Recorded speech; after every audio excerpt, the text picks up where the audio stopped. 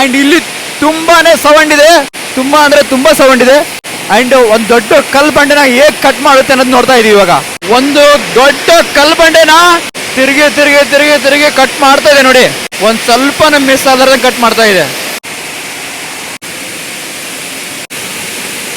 Surrounding ಎಲ್ಲ mining ಇದೆ, ಒಂದು 80-90 ಕಿಲೋಮೀಟರ್ವರೆಗೂ. ಅಲ್ಲಿದ್ದ ನಾವು ರಾ ಬ್ಲಾಕ್ಸ್ ತರ್ತೀವಿ. ಬ್ಲಾಕ್ ಇಲ್ಲಿ ಇಲಕಲ್ಲಿ ಸಿಗುವಂತಾನೆ ಬಂಡೆ ಇದು. ಹೌದು ಹೌದು ಹೌದು ಸರ್. ಇಲ್ಕಲ್ ಸೆಕ್ಟರ್ದಲ್ಲಿನೇ ಅಂದರೆ ಸುತ್ತಮುತ್ತಲ ಒಂದು 80-90 ಕಿಲೋಮೀಟರ್ವರೆಗೂ ಏನಿದ್ದಾವೆ ಅಲ್ಲಿಂದ ನಾವು ರಾ ಬ್ಲಾಕ್ಸ್ಗಳನ್ನು ಪರ್ಚೇಸ್ ಮಾಡಿ ತಂದು ಕಟ್ ಮಾಡ್ತೀವಿ. ಮತ್ತು ಹೆಂಗೆ ಟೆಕ್ನಾಲಜಿ ಚೇಂಜ್ ಆಗುತ್ತೆ ಹಂಗೆ ನಾವು ಸ್ವಲ್ಪ ಅಪ್ಡೇಟ್ಗಳು ಆಗ್ತಾ ಇರ್ತೀವಿ.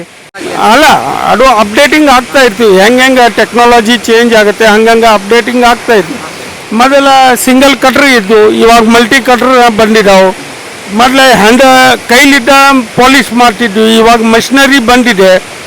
ಇದು ಅದನ್ನೇ ಈಗ ಹಿಂಗೆ ಟೆಕ್ನಾಲಜಿ ಹೆಂಗೆ ಚೇಂಜ್ ಆಗುತ್ತೆ ಹಂಗೆ ಚೇಂಜ್ ಮಾಡ್ಕೊತಾನೆ ಬರಕತ್ತೀವಿ. ಇಲ್ಲಿ ಇಲ್ಕಲಲ್ಲಿ ರೆಡ್ ಗ್ರಾನೈಟ್ ತುಂಬಾನೇ ಸ್ವಲ್ಪ ಫೇಮಸ್ ಅಂತ ಹೇಳ್ತಾ ಇದ್ರು.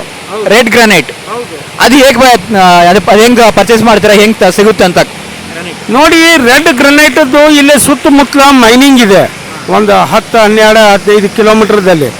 ಅಲ್ಲಿದ್ದ ನಾವು ಪರ್ಚೇಸ್ ಮಾಡ್ತೀವಿ. ಪರ್ಚೇಸ್ ಮಾಡಿ ತಂದು ಅದಕ್ಕೆ ಕಟಿಂಗ್ ಮಾಡಿ ಪ್ರೊಸೆಸಿಂಗ್ ಮಾಡಿ ಎಲ್ಲ ಪಾಲಿಶಿಂಗು ಅದು ಇದು ಎಲ್ಲ ಮಾಡ್ತೀವಿ. ಅಂದರೆ ನೀವು ಶುರು ಮಾಡಿದ್ದು ಇಲ್ಲಿಂದ ಯಾವ ವರ್ಷದಿಂದ? ನಾವು ಹಿಂಗೆ ನೋಡಿ, ಈ ಫ್ಯಾಕ್ಟ್ರಿ ಇರೋದು 2013, ಬಟ್ ನಾವು ಇರೋದು ಗ್ರಾನೈಟ್ ಫೀಲ್ಡ್ದಲ್ಲಿ 1999. ಹೌದು, 25 ವರ್ಷ ಆಯಿತು. ಮಾಡ್ತಾ ತುಂಬಾ ಎಕ್ಸ್ಪೀರಿಯನ್ಸ್ ಇದೆ ನಿಮಗೆ? ಇದೆ ಸರ್, ಇದೆ. ಗ್ರಾನೈಟ್ ನಾ ಹೇಗೆ ಪರ್ಚೇಸ್ ಮಾಡ್ಕೋಬೇಕು ಅಂದ್ರೆ ಇಲ್ಲಿಗೆ ಬಂದು ಆರ್ಡರ್ ಕೊಡ್ಬೇಕಾ, ಏನಾದರೂ ಹೊರಗಡೆಯಿಂದ ಬಂದು ಏನಾದರೂ ಇರುತ್ತಾ ಅಂದ್ರೆ ಬೇರೆ ಬೇರೆ ಎಲ್ಲೆಲ್ಲಿ ಕಳಿಸಿದ್ರೆ ಇಲ್ಲಿವರೆಗೂ ಗ್ರಾನೈಟ್ಗಳನ್ನ ಅಂತ ಹೇಳಿ ನೋಡಿ. ನಾವು ಎಕ್ಸ್ಪೋರ್ಟ್ ಕೂಡ ಮಾಡಿದ್ದೀವಿ. ದುಬೈ ಅನ್ರಿ, ಅಮೇರಿಕನ್ ಕಂಟ್ರೀಸ್ ಅನ್ರಿ ಕಳಿಸಿದ್ದೀವಿ. ಪಾಕಿಸ್ತಾನ್ ಕೂಡ ಕಳಿಸಿದ್ದೀವಿ, ನೇಪಾಲ್ ಕಳಿಸಿದ್ದೀವಿ, ಬಾಂಗ್ಲಾದೇಶ್ ಕೂಡ ಕಳಿಸಿದ್ದೀವಿ.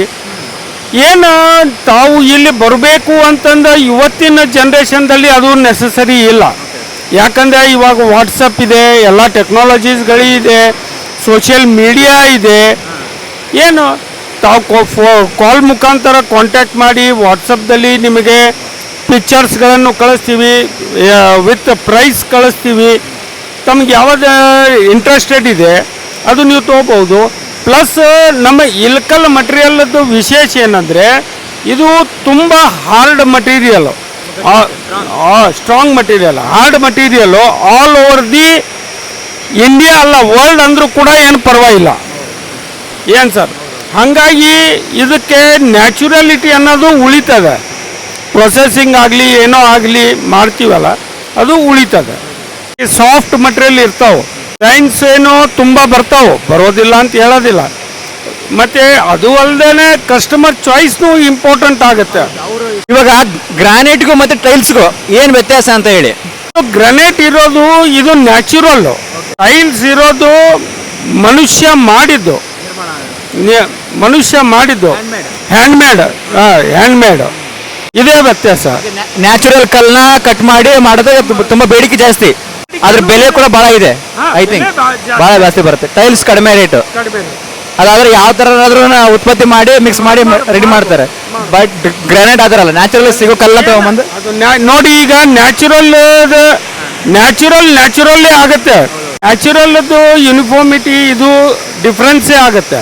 ಹ್ಯಾಂಡ್ಮೇಡ್ದಲ್ಲಿ ಯೂನಿಫಾರ್ಮಿಟಿ ಬರುತ್ತೆ, ಬಟ್ ದ ಲೈಫ್ ನ್ಯಾಚುರಲ್ದೇ ಬದಲಿ ಆಗುತ್ತೆ, ಹ್ಯಾಂಡ್ಮೇಡ್ದೇ ಬದಲಿ ಆಗುತ್ತೆ.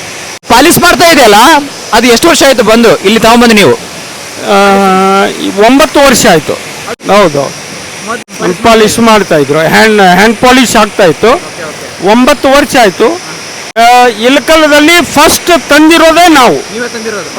ಹೌದು. ಮೊದಲೇ ಎಲ್ಲ ಎಕ್ಸ್ಪೋರ್ಟ್ ಯೂನಿಟ್.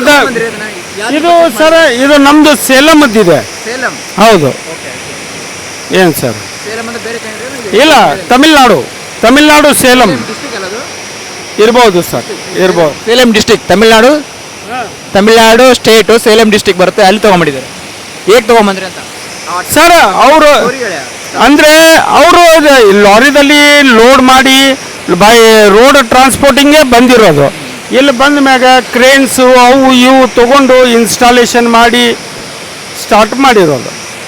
ನೀವು ದೊಡ್ಡ ಬಂಡೆ ತರಬೇಕಂದ್ರೆ ಹೇಗೆಲ್ಲ ತರ್ತೀರಾ? ಒಂದು ಬೇರೆ ಕಡೆಯಿಂದ ಪರ್ಚೇಸ್ ಮಾಡ್ಕೊಂತೀರಾ, ಅದನ್ನ ಕ್ರೇನಿಂದ ಎತ್ಕೊಂಡ್ಬಂದು ಲಾರಿಲಿ ಹಾಕಿ ಲೋಡ್ ಆಗಿ ಲಾರಿಯಿಂದ ನಮ್ಮ ಫ್ಯಾಕ್ಟ್ರಿಗೆ ಬರುತ್ತೆ. ಲೈನ್ ಬೇಕೇ ಬೇಕು. ದೊಡ್ಡ ಬಂಡೆ ಇರುತ್ತಲ್ಲ, ದೊಡ್ಡ ಬಂಡೆ ಇರ್ತ ಅಲ್ಲಿ ಲೋಡಿಂಗ್ ಮಾಡುವಾಗ ಅವ್ರದಾಗೆ ಕ್ರೇನ್ಗಳು ಇರ್ತಾವೆ, ಅದರಲ್ಲಿಂದ ಲೋಡ್ ಮಾಡ್ತಾರೆ. ನಮ್ಮಲ್ಲಿ ಅಂಕರೆ ಇನ್ಸ್ಟಾಲ್ಡ್ ಇರುತ್ತೆ, ಫಿಕ್ಸ್ ಜಗನೇ ಇರುತ್ತೆ, ಅಲ್ಲೇ ಬರುತ್ತೆ, ಅಲ್ಲಿಂದನೇ ನಾವು ಅನ್ಲೋಡ್ ಮಾಡೋದು ಇದು ಮಾಡೋದು. ಬೇರೆ ಫ್ಯಾಕ್ಟ್ರಿಗಳಿಗೆ ಹೋಲಿಕೆ ಮಾಡಿದ್ರೆ ನಿಮ್ಮಲ್ಲಿ ಏನೇನು ವಿಶೇಷತೆ ಇದೆ ಸ್ಪೆಷಲ್? ಒಂದು ನೀವು quality of polishing first of all main ಇರೋದೇ ಅದು. ನೀವಾದರೂ ನೋಡ್ಬೋದು, ಕನ್ನಡಿ ಗಿಚ್ಚರ ಪಾಲಿಶ್ ಬರುತ್ತೆ. ತಾವು ನೋಡ್ಕೊಳ್ಳಿ, ಕನ್ನಡಿ ಗಿಚ್ಚರ ಪಾಲಿಶ್ ಬರುತ್ತೆ, ಮತ್ತೆ ಯೂನಿಫಾರ್ಮ್ ಪಾಲಿಶ್ ಬರುತ್ತೆ. ಹೆಚ್ಚು ಕಡಿಮೆ ಅಂತ ಅಂದು ಬರೋದಿಲ್ಲ, ಯಾಕಂದ್ರೆ ಇದು ಲೈನ್ ಪಾಲಿಶು. ಆಟೋಮೆಟಿಕ್ ಪಾಲಿಶಿಂಗ್ ಇರೋ ಲೆಕ್ಕದಲ್ಲಿದ್ದ ಅದು ಡಿಫ್ರೆನ್ಸ್ ಆಗುತ್ತೆ. ಈಗ ಹ್ಯಾಂಡ್ ಪಾಲಿಶ್ದಲ್ಲಿ ಏನಾಗುತ್ತೆ, ಮನುಷ್ಯ ಮಾಡೋದು ಸ್ವಲ್ಪ ಹೆಚ್ಚು ಕಡಿಮೆ ಆಗೋದೆ. ಅಷ್ಟೇ. ಥ್ಯಾಂಕ್ ಯು ಸರ್, ತುಂಬ ಚೆನ್ನಾಗಿ ಮಾಹಿತಿ ಕೊಟ್ರಿ.